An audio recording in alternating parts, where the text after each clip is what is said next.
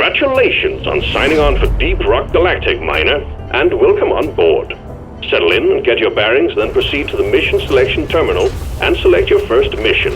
We're looking forward to seeing you in action. Most likely, you've seen 4-player co-op shooters before. But what you haven't seen most likely is a 4-player co-op space shooter that revolves around dwarves in space. To explain it to somebody who hasn't played video games for 10 years, I'd say it's class-based Minecraft meets Left 4 Dead, and if I were to try to explain it to somebody who hasn't played video games ever, I would say Deep Rock Galactic is the different scenarios that can play out when you and the boys go on a late night run to pick up groceries together from your nearest Walmart. I'd say pre-COVID, but post-COVID, it might even be crazier. So, we're going over every class, some missions, and throughout I'll talk about the game and anything that comes to mind. There's a lot more to Deep Rock than a silly mining arcade game, and we're probably not going to get through all of it in this video. In fact, I know for a fact we won't. But if you're here, you probably know this game is surprisingly amazing and at the same time slept on. So we're kicking things off with Operation Burning Soil.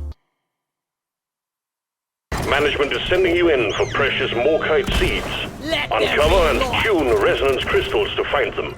It couldn't be easier. Make it so, miners.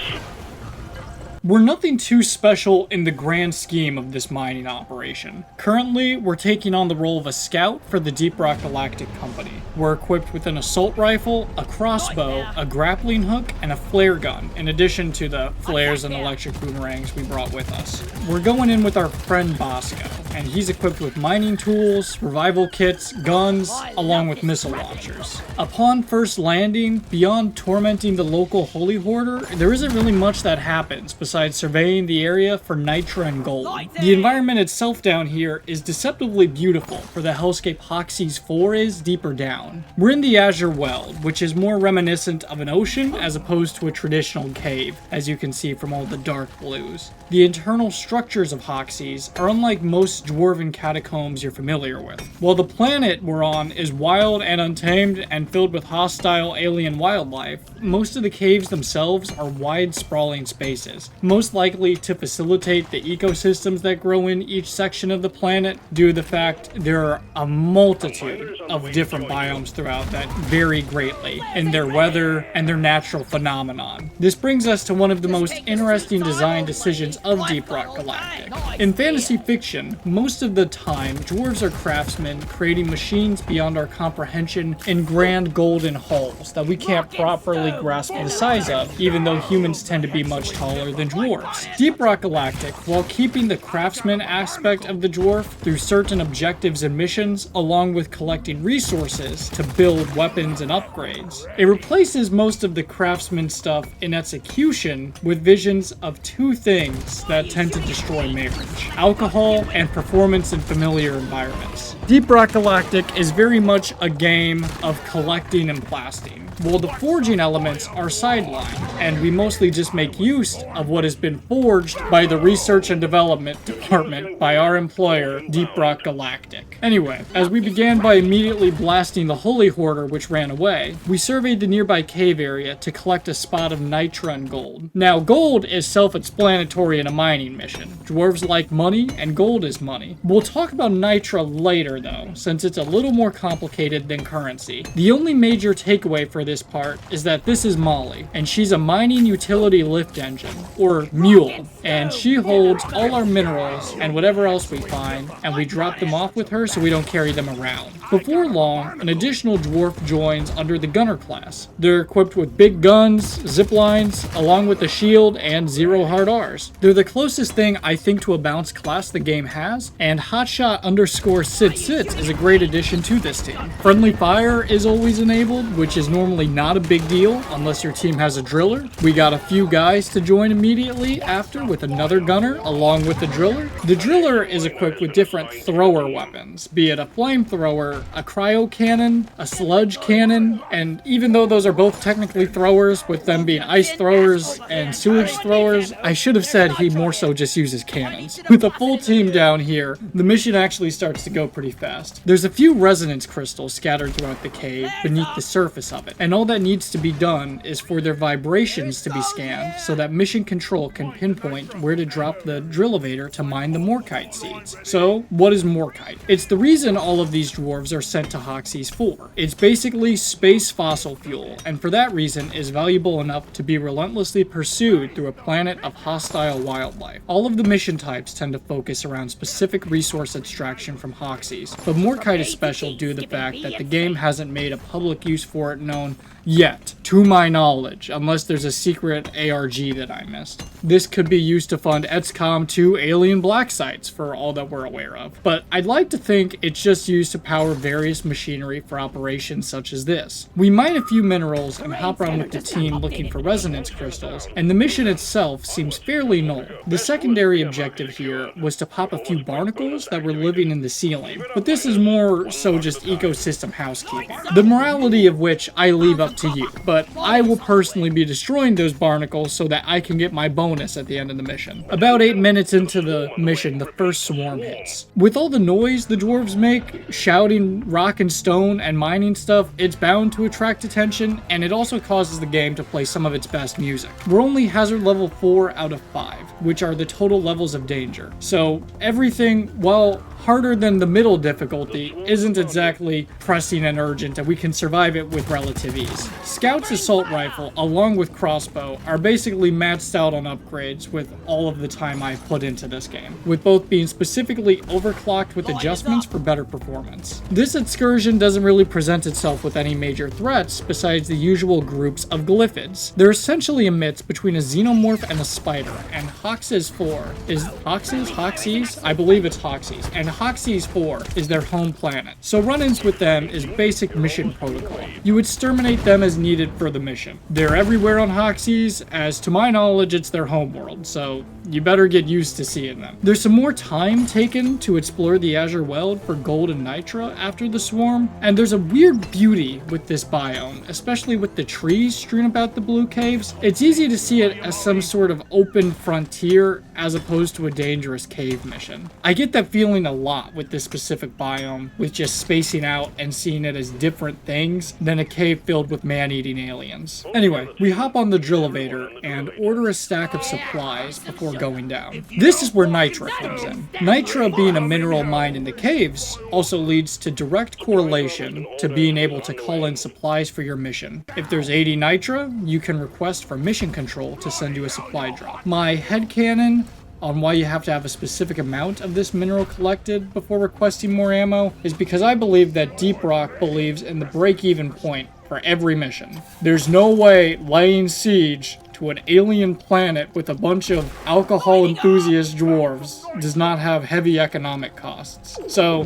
the break-even point is when the cost of something and the revenue gained from it are equal. I think 80 nitra is roughly worth 4 dwarves worth of supplies, which is why they have you collect the nitra before you're able to get more supplies for your mission, so that everything is still profitable. You can see this graph here, which helps explain it. Is this humane? Probably not, but it works best so that they're not dropping supplies non-stop on missions doomed to fail, considering the planet is infested with dwarf-eating monsters. I mean, any military uses cost-benefit analysis with what they do, so it kind of evens out and plays to the lore of the world while also making the game fair, since it'd be nuts to have unlimited ammo every mission. My guess on why gold isn't used for this is because it would suck to lose currency to call in ammo during a mission, along with the fact, who's to say that nitra is affected by inflation or market value the same way gold is? Stuff like that. Okay, anyway, back to the funny dwarves. So we all shout rock and stone and turn on the drill-evator. The drill-evator is very noisy, so every time 4 loud, crazy dwarves turn on this giant drill, every glyphid in the area comes running, because it's essentially a man-made earthquake fracking machine. It's pretty scary being trapped in this hole, but being armed with a crossbow with electricity-fueled bolts, along with a rapid-fire assault rifle, kind of nullify most of the fear here. Scout's weapons excel at crowd control, along with single target depending on the weapon and your specialization. And even with the slow pace of the drill-evator, there's nothing really to be afraid of here. In just a couple minutes, we're already at the Morkite seats. We break them open and contact mission control, letting them know our job is done. So we head out to the next mission. In order to get out of the giant drill-elevator shaped hole, every drill-elevator comes equipped with jet boots for the dwarves, which essentially make navigation a cakewalk. There's not even much resistance walking out of the cave. The boys and I just shout rock and stone while waiting for Molly to get in the drop pod, and then before we know it, we're off. Mission status completed. Okay, so I know that's a lot of information to suddenly drop on somebody who may have not have heard of Deep Rock Galactic. So let's start with the beginning. We're 4 dwarves. We can either be the driller, the gunner, the scout, or the engineer.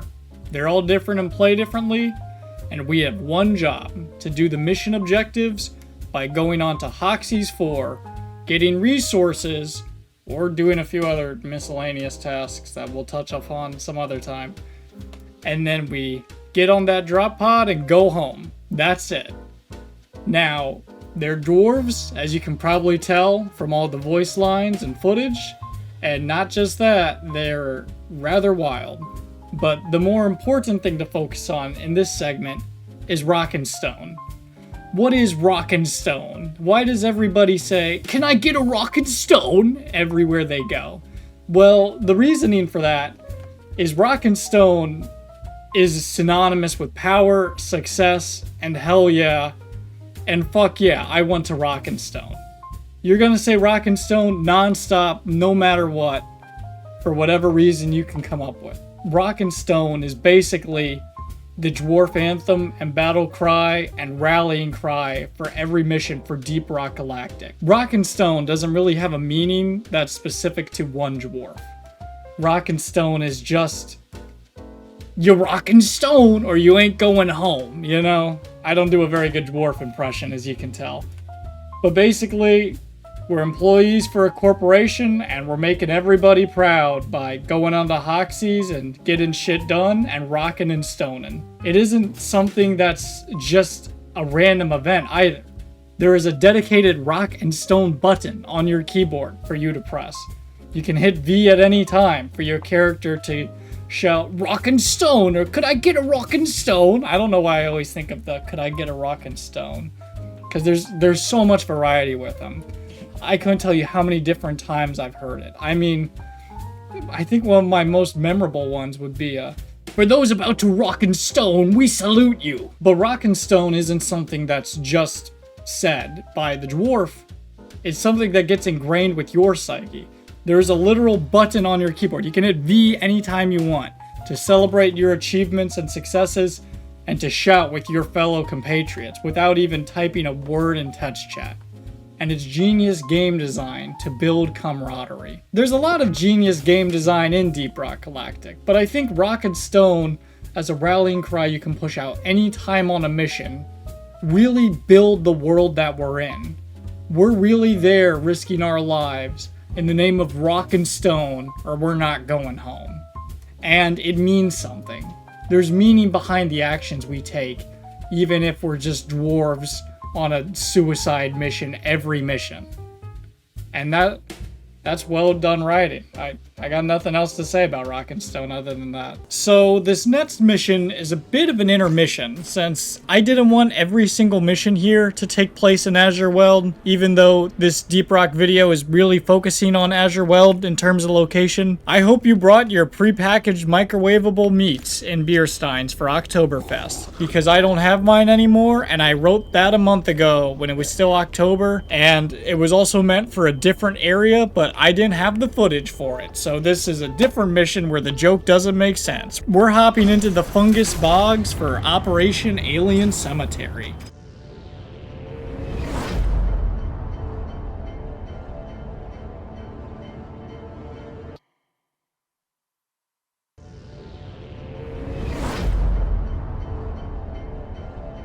We're hopping into this at hazard level 5, which is definitely a step up in terms of difficulty from where we were at before, in addition to the fact that I tend not to use Driller when hosting matches with randoms, because I find he's a bit hard to coordinate without team chat. But there's hazard levels 1 through 5. We're going into this on 5 with somebody I'm not familiar with for solo and random play. We have the relatively simple objective of just collecting Morkite in its raw mineral form, and exterminating more barnacles as we see them. We ended up dropping with a couple guys right at the start, so there's really no better way to kick off a mission. The fungus bogs lack any sort of natural beauty as well, so there's no better way to kick things off with going to the worst smelling, worst looking biome. There's slime, weeds, and the whole place is essentially the equivalent of scraping gum off of your shoe. Not to mention the giant red mushrooms that explode if you sneeze near them. The cryo cannon is great though for the wildlife, since it can immobilize everything before it can punish you for walking in the slow, sticky goop throughout the biome. We also have an additional secret weapon,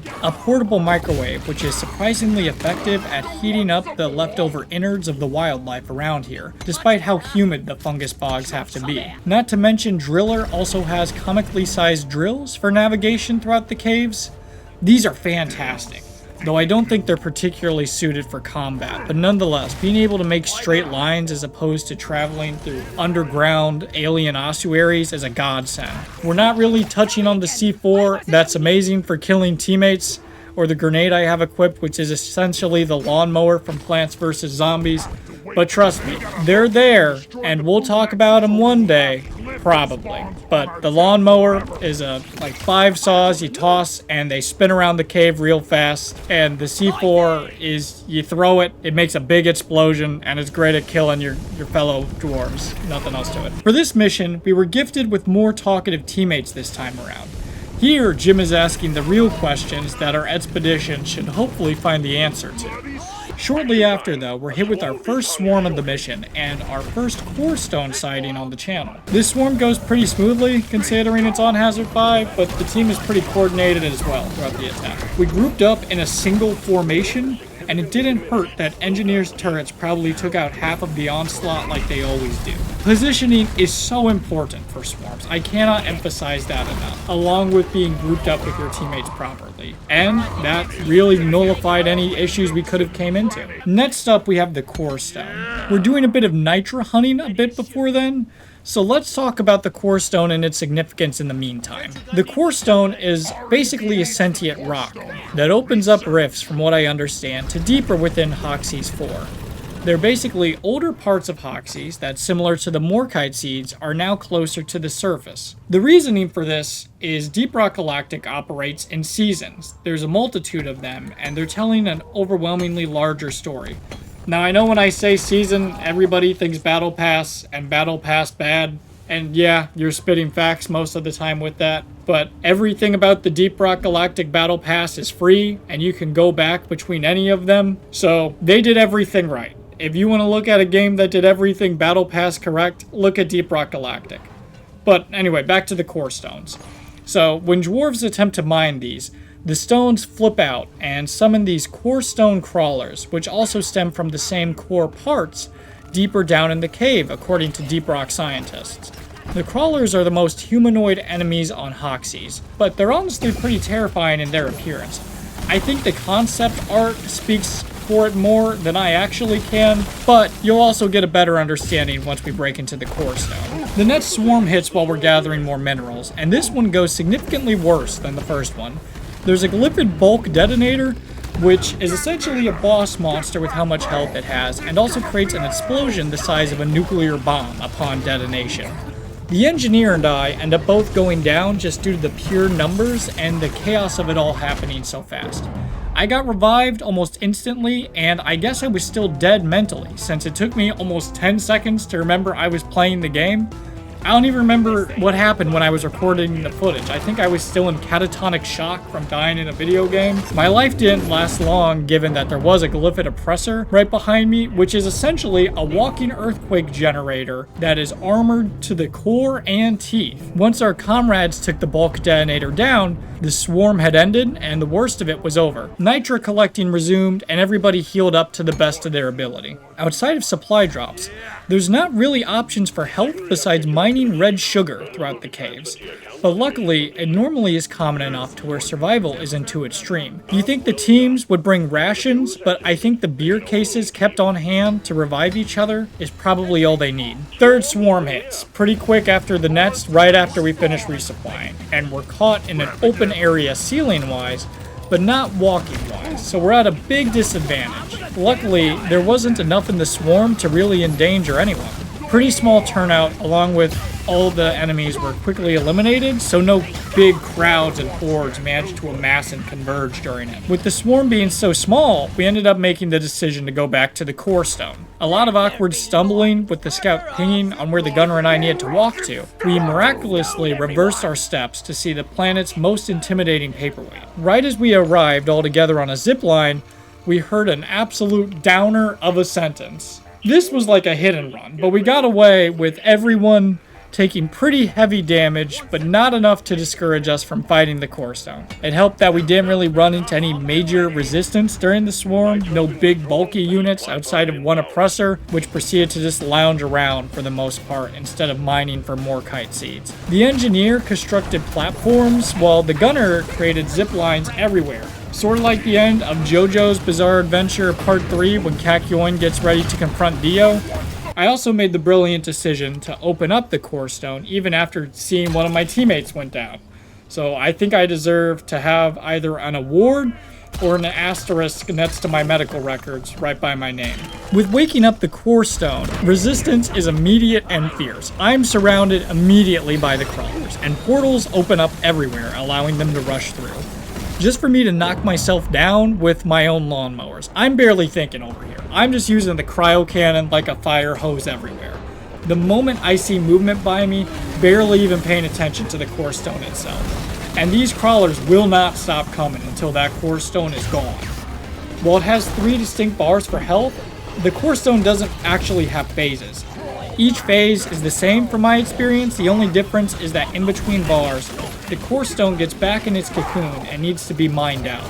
You can probably tell from the scattered camera movements that the crawlers are pretty unpredictable in their movements. But luckily, so is the team, since right as we were overwhelmed, we got lucky enough that the scout went ahead and finished it off, because if he didn't do so, the mission would have ended right then and there. The core stone is actually so dangerous that it can't be carried using Molly. It's only dormant, so it has to be shipped off in its own container for mission control to examine. Which upon retrospect is insane, because there's biological pandemic plague hearts that can be put in that mule, but the big scary rock can't be. Afterwards, we all collectively had our fill of the cave, so we gunned it towards the drop pod. It landed in a terrible position, but with 4 people, navigation isn't the main problem at this point. Survival was the main one. I had a close call with the glyphid stingtail pulling me out of the drop pod, making my blood freeze, but luckily it wasn't far enough to be an issue. Glyphid stingtails are a newer breed of glyphid to my understanding that essentially scorpion you right by them in an attempt to throw you into the horde.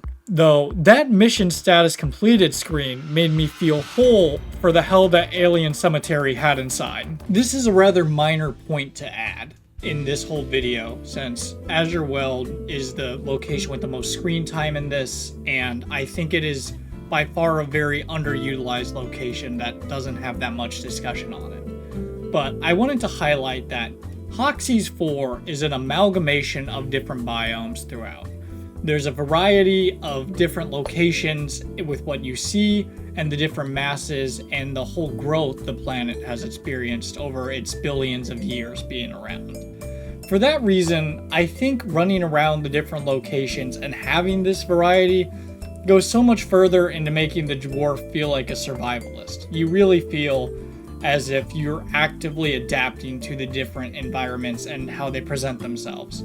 Azure Weld doesn't have anything in the way of slime that slows you down, but Fungus Bogs also lacks earthquakes or sandstorms, which other segments of Hoxie's 4 do. So there's a lot of interest here with how exactly the environment plays a role in facilitating the growth of a dwarf and what they go through.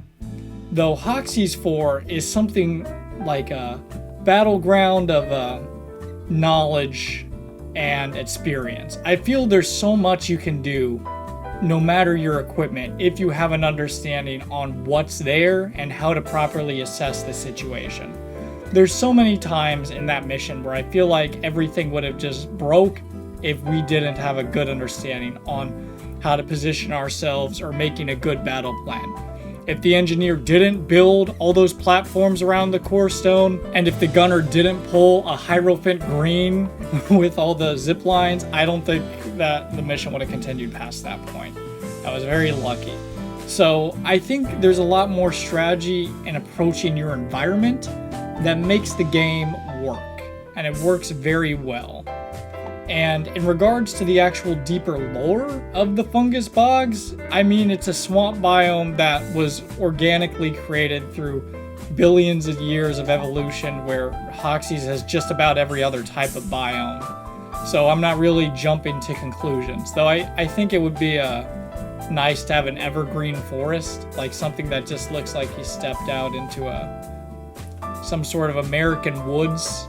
Though I don't really think you could do that in Ways of a Cave. This is getting a bit off topic. The point is, I think locations play an interesting part in your development in Deep Rock Galactic, with your own player skill, in addition to the fact it's very interesting world building on how this can all even exist. Because the fact this planet exists with so many different biomes in it, and so much different phenomena all the time, doesn't really make sense. But by the same point, it also kind of does, given that this is a new frontier of insanity with rumors of deeper eldritch alien beings beneath the darkest parts of the surface, which makes you wonder what really is at the core of Hoxie's. Deep Rock doesn't know, that's why they're paying you to go down there. But there's so much intrigue with the possibility of digging deeper, which is also the theme of the recent season. I doubt they'll release one by the time this video comes out. I hope the video won't be taking that long. But the theme of this most recent season was digging deeper, which is why the core stones, along with the Morkite seeds from the previous mission, are even available.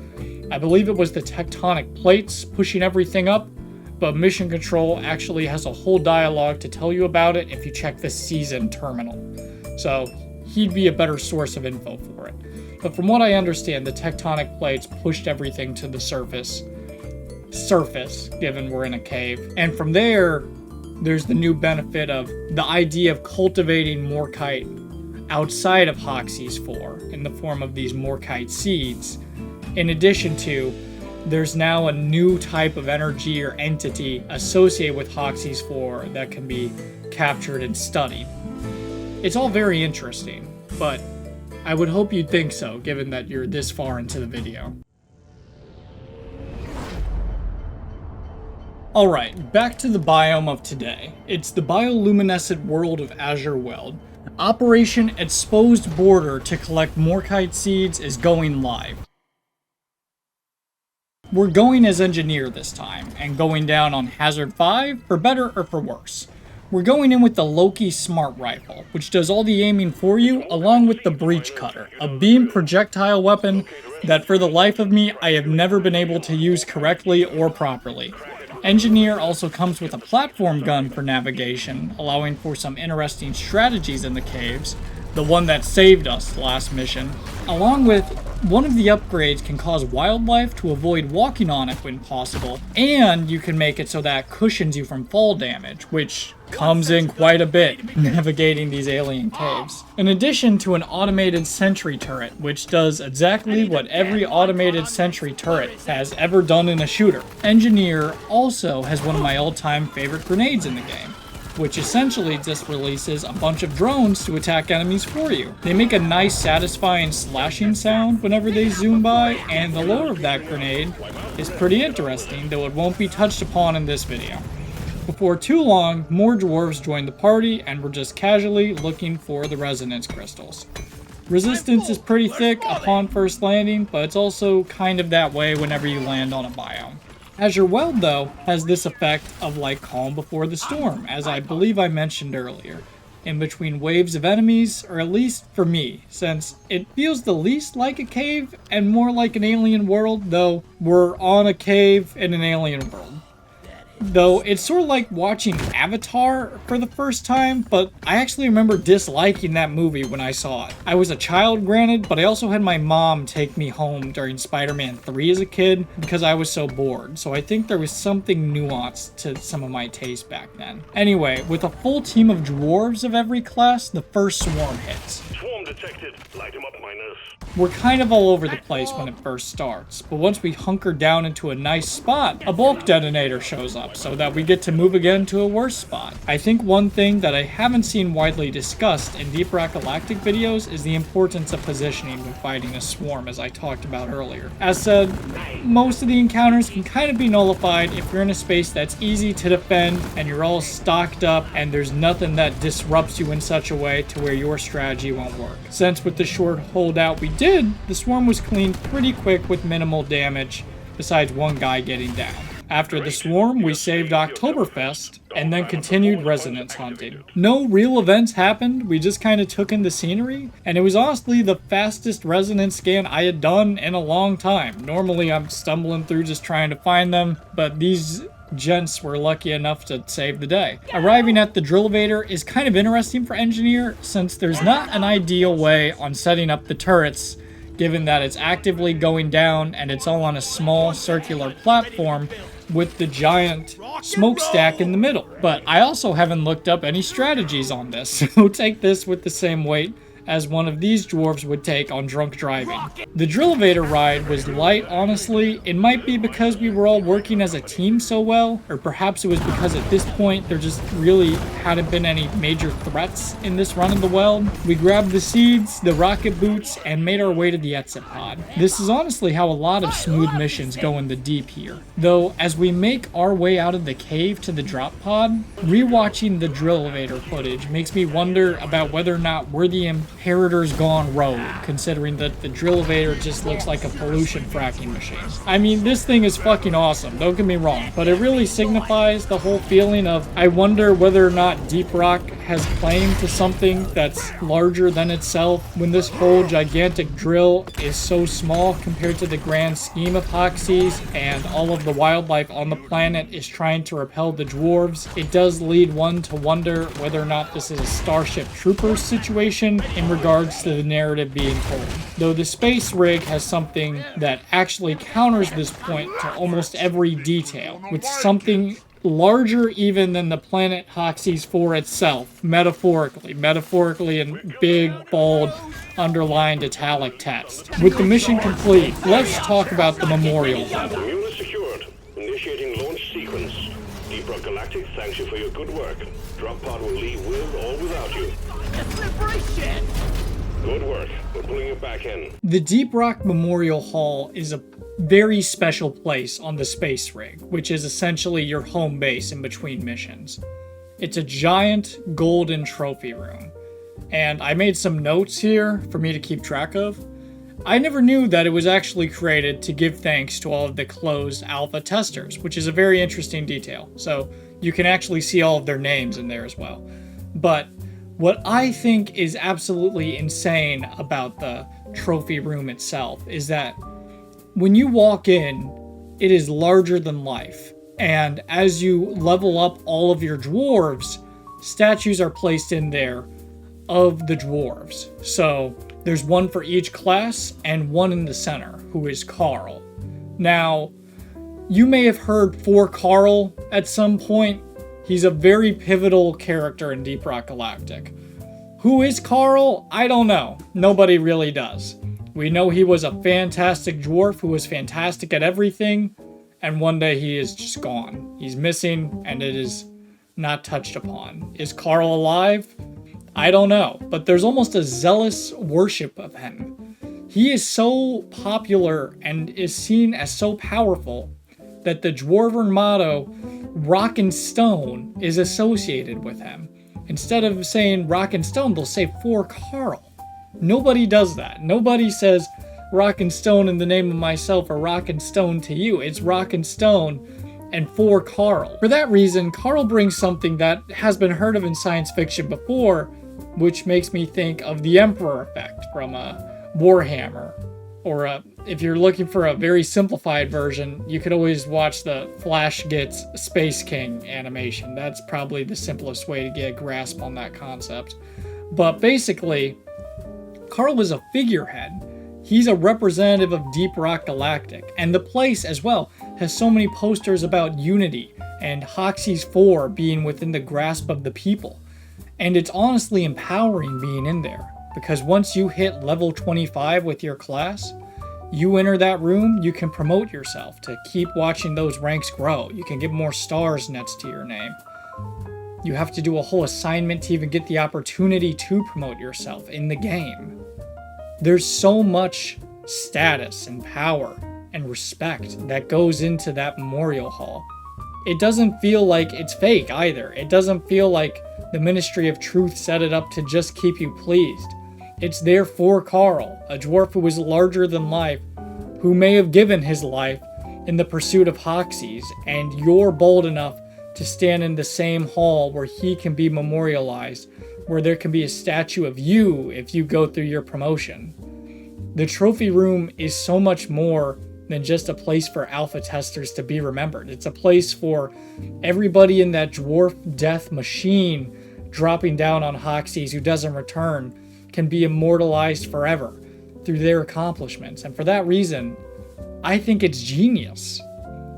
Evil or not, Deep Rock Galactic has made something in that space rig that isn't fake. It isn't evil. It isn't out just for the blood of corporate greed.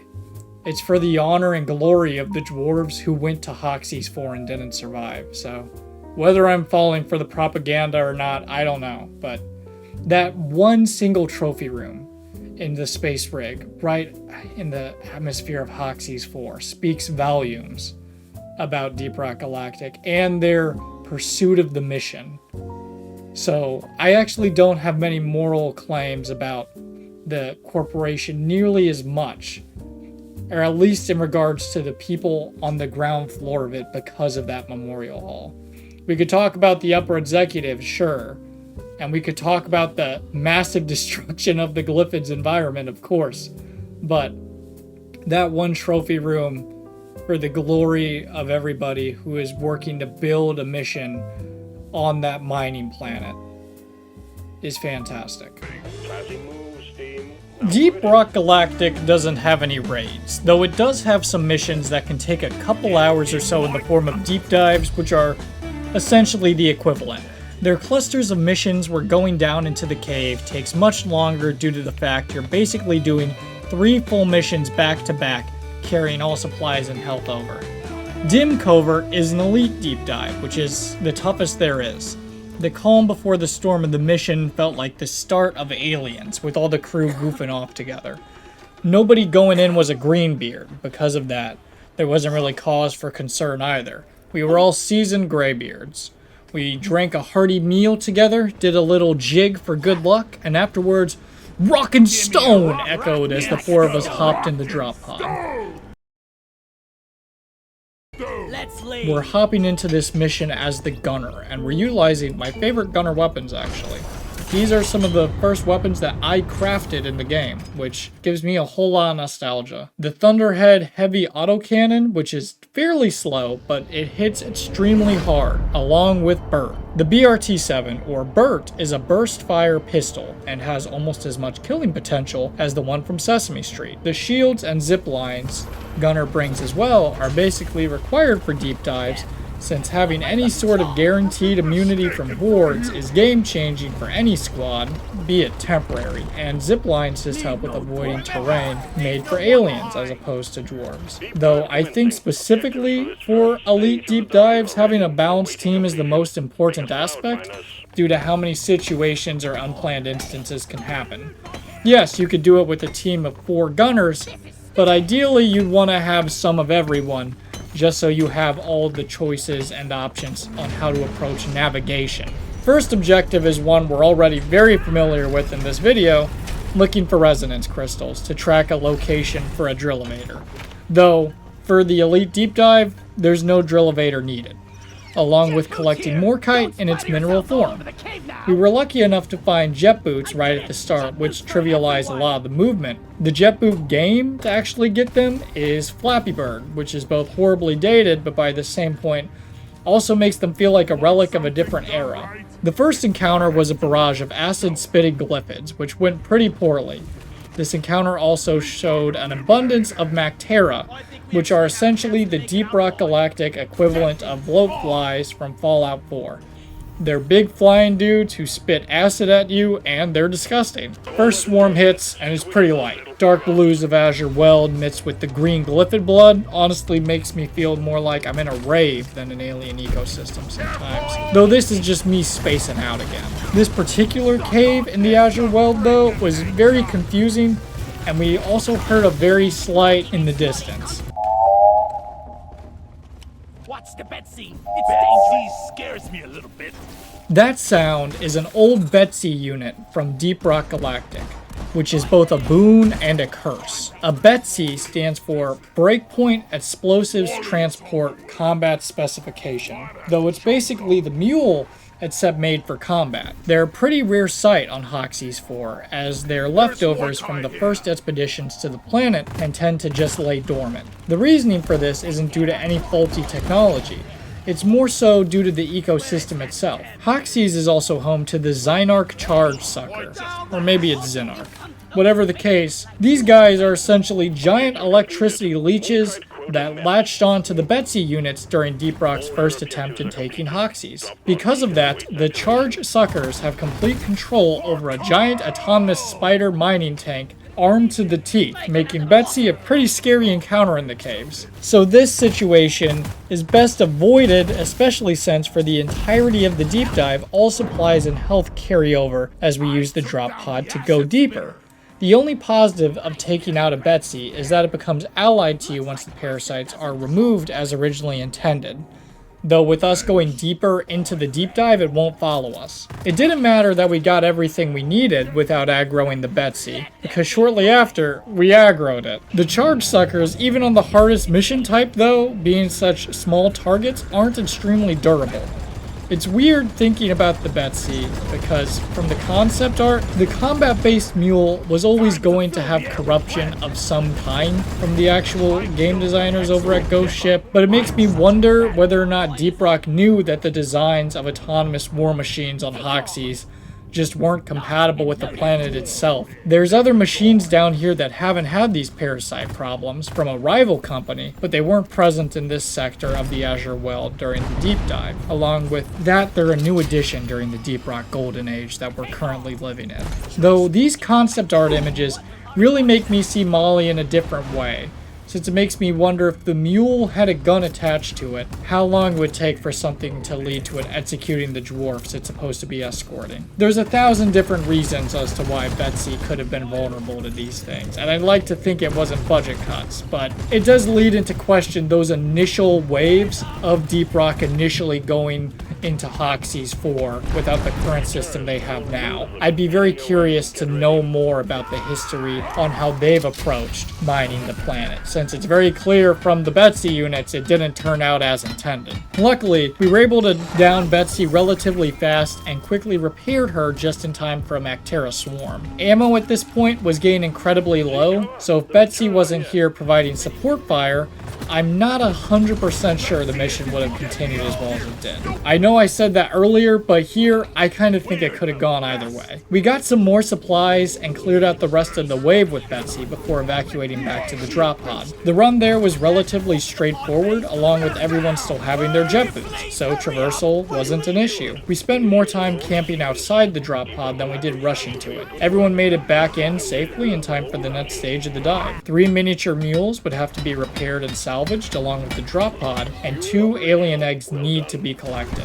These alien eggs are from an unknown species and tend to wake up glyphids once collected due to the fact, once they are, a giant roar echoes through the cave, though it doesn't always start a swarm. And the mini mules, from what I understand, are left over from past expeditions from less fortunate miners along with their drop pod that must have malfunctioned. Upon landing in the second stage, bug quantity was starting to become a serious problem. There was only so much nitra in the cave that we ran into, and every encounter was sacrificing what little supplies we did have, since there's only so many bullets compared to many more bugs. The encounters around the fuel empty drop pod were stressful just because the room was so large, yet the space around the drop pod itself felt pretty enclosed due to the cave walls surrounding it, and they're just looming over everything. This whole section of the deep dive was crawling with Glyphid septic spreaders, which are essentially just as dangerous as the acid spitters, if not more so. First egg collected, luckily didn't trigger a swarm, so the crew and I were good to continue going to get the second. Along with all mini mules had been repaired, so the only process left would be fueling the drop pod. Second egg, we didn't get as lucky, since upon digging it out, that inhuman roar played, and the swarm kicked in. This second swarm didn't let me walk 2 feet without getting down by the mass amounts of glyphids around us, and this one felt significantly more coordinated than the one from the earlier segment of the deep dive. I think it's just the effect of having such a different space to fight in, with the Azure Weld having this dark look to it with the flashing lights by the drop pod and how they reflect across the room. It's a very dark biome, and you'll see that as we show off the other ones in other videos. It feels like a big cave in the ocean, though by the same point, I'm not sure whether or not that's a good thing. In any case, deep dives as well get harder the deeper you go, which is important to remember at all times. First step to getting the broken drop pod repaired is activating a triangulation zone. It's playing King of the Hill, where it's 4 short fellas with a reliance on alcohol, rocks, and guns, versus an entire legion of angry monsters. Though the 4 of us guys all locked in that little circle together actually pulled through and made that our smoothest encounter this mission. Though this was matched with a very terrible problem. So the fuel cells for the broken drop pod were sent in, but they landed in a terrible spot to defend. Activating the fuel cells is the same as activating the triangulation zone. This meant that we were playing King of the Hill with significantly less space, with maybe even a bigger crowd depending on what the swarm brought. Hooking it up to the drop pod wasn't an issue thanks to the engineer's platforms. The driller made a bunker encampment right to the side of the fuel cells as well. Engineer finished it off with a roof to hopefully have the bugs go around it so that we'd remain with the advantage from our cover. One major flaw with our setup is that the fuel cell zone didn't actually go all the way back into the ideal cover that was set up. So we were all awkwardly huddled in front of the defense we made rather than inside it. During most of this encounter, for defending the fuel cells, I kept pausing like I was having PTSD flashbacks to some Azure Weld massacre, or my hands were deciding to take a break and, stretch and like crochet or just find anything else to do other than play the game. Looking back on the footage, I have no clue what was going through my head during these moments of Dim Covert other than I was trying way too hard to minimize my ammo use when I should have been using way more. I began just hopelessly running around in a circle in the zone, trying not to get killed, while also keeping the fuel cells active. Everything had gone to shit, with the engineer and I being down, and the scout being kidnapped by a Mactera grabber needing help. Even with the scout making it back safe, the driller was down, and then the roar of a bulk detonator played, which even if, miraculously, we could get more people up, didn't have the firepower to handle, and only the scout remained. He flew like an angel out of Kid Icarus Uprising, reviving the driller, but Kid Icarus Uprising never got a sequel. There was too much for both of them to handle, and just like that, the Azure Weld had taken the lives of the gunner and his 3 compatriots. At least one of you has to remain by the charging fuel cells. Get back there. For as much time as each one of the dwarves, except Driller, spent in Azure Weld, there's a certain feeling of impending doom that kind of sets in with exploring a place so foreign, be it Azure Weld or Hoxie's itself. Unlike the other biomes, Azure Weld doesn't have any real hazards to be afraid of, and the actual design of it is generous enough to not be nearly as vertical as some of the other cave systems present in Hoxie's, or without any major enemies specific to that region. It's visually difficult to see because of all the different dark colors and hues and blues that blend together, and with the natural colors of the cave being dark, like I mentioned before, even with the natural lighting and flares and flashlights, it's a little harder to see than the other biomes. I didn't even mention in this whole video the importance of lighting or how every dwarf has 4 flares that recharge over time. A lot of the complaints online echoed the sentiment of it being hard to see things with all the foliage in the cave, though it's pretty realistic for a dark cave to be filled with nature, plants, and giant monsters. Though in this case, I think the actual setup was what did us in. Azure Weld is just a dark garden with the hidden beauty of minerals throughout to bring dwarves, while at the same time obscuring a burial ground, just like all of Hoxie's. At the end of the day, it's pretty representative of the mission. Hoxie's 4 is within the grasp of Deep Rock Galactic, it's true, but it's not in the control of Deep Rock Galactic. And once it's in its grasp, what'll happen? The planet itself is still independent. The miners that go in on the oil crusade aren't having joyrides, drinking beer and blasting bugs, though that does happen a lot of the time. Though, that's not always the case. There's a darker side to everything, with how the entire Hoxie's mission is just a dwarf death machine, furthering the interest of a nameless company. We're brothers in arms down there, but we have to wonder in the organization, where stands the big brother?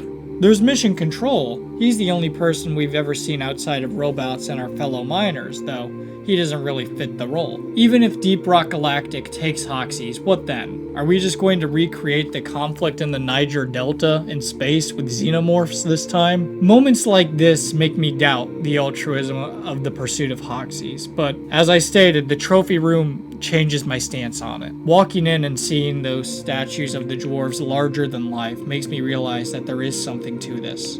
There's a comforting feeling of teamwork in this crusade that I get just standing in there. You can tell from my 9 to 5 to off video, which you should watch, that I'm pretty opinionated about evil corporations.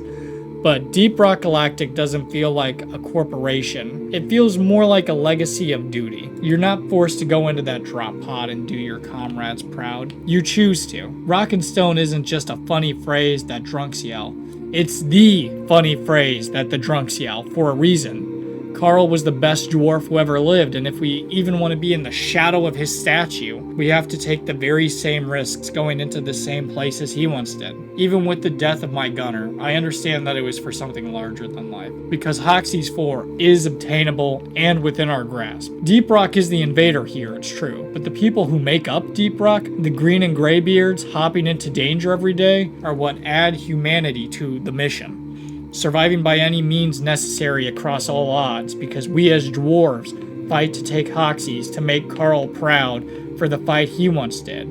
We're taking Hoxie's because they took Karl. What can we learn about Karl and his godlike actions anyway? Can we even make him proud? We'll talk more next time we go back to Hoxie's, since there's more to explore. I didn't explain the perk system at all, or upgrades, which are both huge parts of the game. We didn't even get more than a couple minutes of alone time with Bosco, so you guys never got to see what he did. There was no mention of the mechanical rival dwarf killing machines. Or the alien plague outbreak that never got completely cleaned up that ends with meteorites crashing down into the planet. Rock and Stone miners. And download Deep Rock Galactic to make Karl proud if any of what you saw interested you. I'll see you in the next video.